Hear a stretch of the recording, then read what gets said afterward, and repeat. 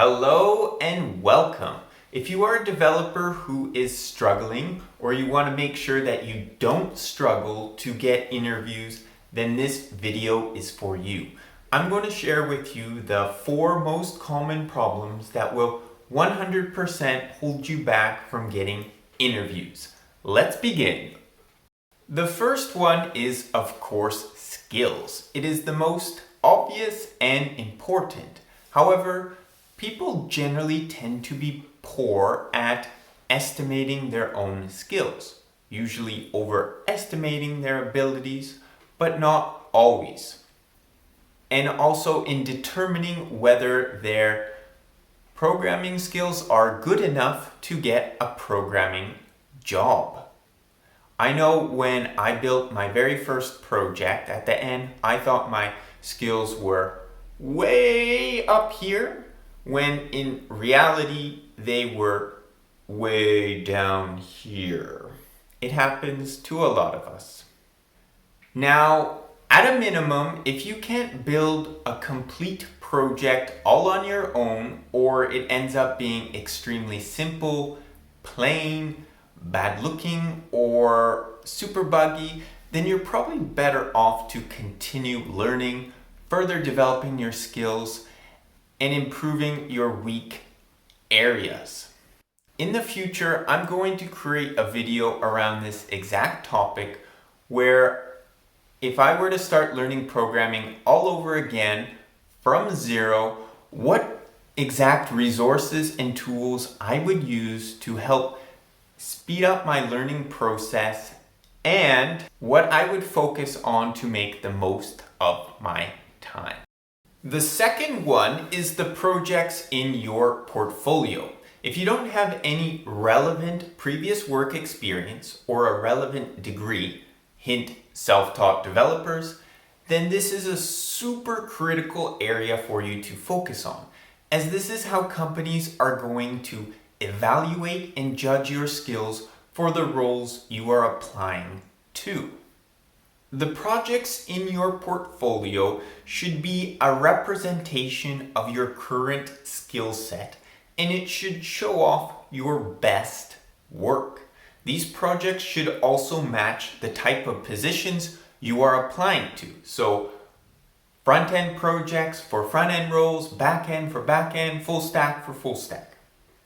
One note, your projects don't need to be completely bug-free, but they should be of high quality. So fully responsive design, all button user interactions should work, a nice clean UI, UX experience, and ideally your code should also be very readable and well documented or organized.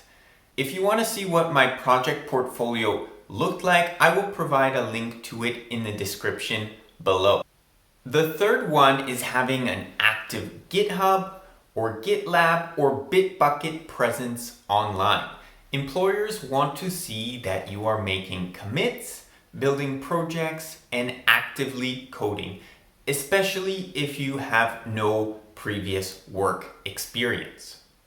Your portfolio projects should have the source code available online for viewing, as you are a developer after all, applying for developer positions, a README file that describes your project, and you should also have live working demo links that employers can test out. There are a few other things that you can also do to strengthen your GitHub profile, but I'm not going to cover that in this video. In the future, I will make a video covering this topic in more detail. The fourth and last one is your resume or CV. Your resume CV needs to be clean, concise, and tailored to the developer role that you are applying for. For example, front-end, back-end, full stack, DevOps, etc. Your resume CV should be 1 to 2 pages. You should have a contact heading on all of your pages and optionally an objective statement. And you want to put all of your relevant and most important information on the first page and near the top. What are these important things? Well, you want to put your relevant work experience near the top. So if you have some, that's awesome, put it up there. Or if you have a relevant degree, so computer science, software engineering, then you also put that near the top. But if you are a self-taught developer, likely you don't have either of those. So you want to start with projects, your portfolio work, and have that near the top. Next, I would put something like your online courses, online education that you've taken to show that you are learning and developing. And you also want to put somewhere your skills. So HTML, CSS, React, GraphQL, Python, whatever languages you're working in and applying for jobs, you want to state that.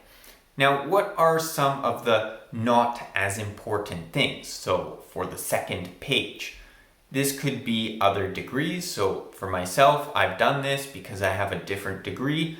I put it, but on the second page. The next thing is other professional work experience. So the same thing. I worked as a structural engineer, so I put that there because there's a lot of transferable skills in the office when you're working that you can take to a new career and a new position. If you're into volunteering, you could put volunteer experience. If you have any awards or achievements that are related to programming, you can also put that on there. And this last one, languages, which is only for CVs. So generally, if you are in Europe, you apply with a CV, and generally they want languages. There's a whole lot more that I could talk about on this topic of resumes and CVs, and I'm going to create a video that goes very deep into this subject in the near future. So if you are looking for something like that, then I would definitely subscribe so that you are notified when these videos come out and you can watch them.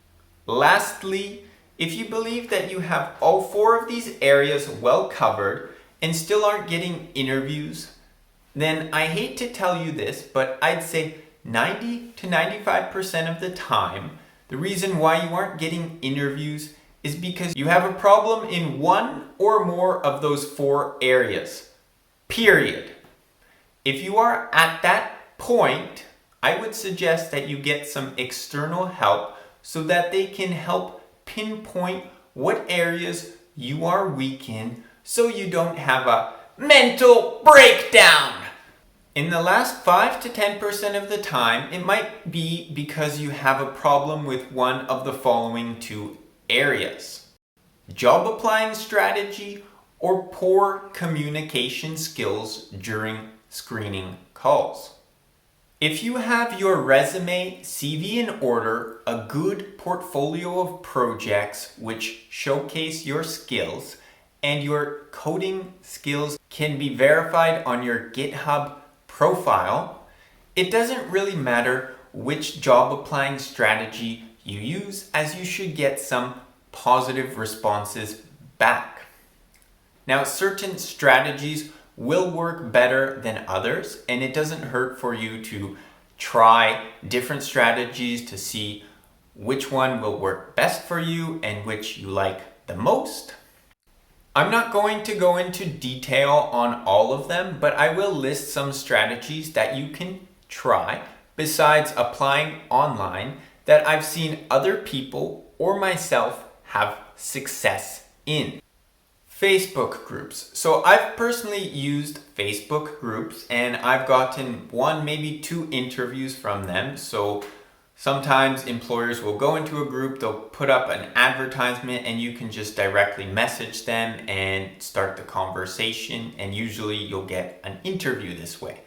Another way is Twitter or LinkedIn, and both of these have an active or passive strategy. So if you are doing a passive strategy, then you are likely going to be interacting with other recruiters, hiring managers, tech leads, employees at companies that you want to work for, and just providing value, communicating with them, etc. You'll probably also be documenting your journey and process, and within time, within maybe months or something, you will come across opportunities and someone will reach out to you and maybe they'll refer you into their company or they'll headhunt you and say, hey, I've seen your skills or I've seen your post. Would you be interested in working at this company? Now, the active way is someone posts a job advertisement on, say, Twitter, and you directly message them, or on LinkedIn, there's LinkedIn jobs. You can go about it that way and apply for jobs. Or the other way is you track down someone in a company and you directly message them and start a conversation and then ask about if there's any openings and send them your resume, CV. Those are strategies. So personally, I have had a friend has used Twitter and he's gotten 3 different jobs from using Twitter. So it definitely works. I've used LinkedIn a little bit and I think I've gotten 2, maybe 3 interviews from using that strategy. So it definitely works. And the other one is networking. So if you are a social person and you have a network, then you can easily go and ask your friends and say, hey, I'm looking for a developer job. I'm trying to break into tech. Does anyone in my network know somebody that could help me or help me get a job? That would be one approach, just asking for some help or support from your network. And then the other thing is just building up a network in online, offline events. So if you go to some meetups, in-person meetups, and you just start working with other developers, talking, and say, hey, well, I'm actually looking for a job, you might be able to get referred into a person's company that way.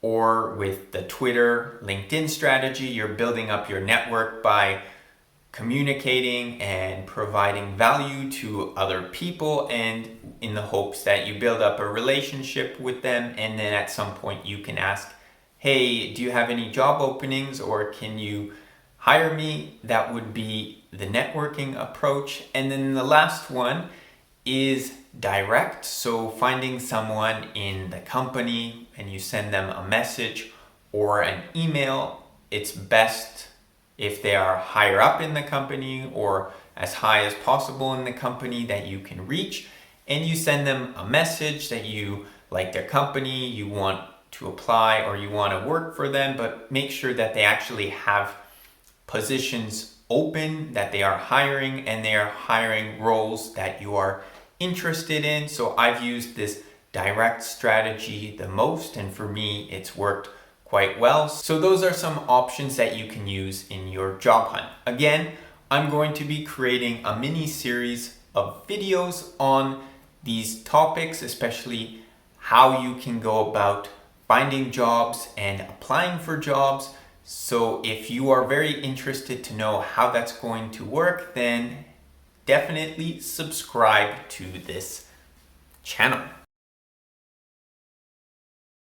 Oftentimes, recruiters or HR will set up a screening call with you before moving on to the interviewing stage. And it is possible for you to get eliminated at this point, and it has happened to me a few times.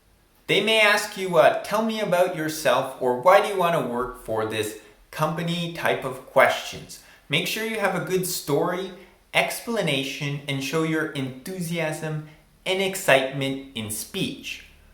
Don't talk in a low energy state where you sound like you are super depressed and it puts the other person to sleep in 5 seconds. Make sure that you are in a happy state and smiling.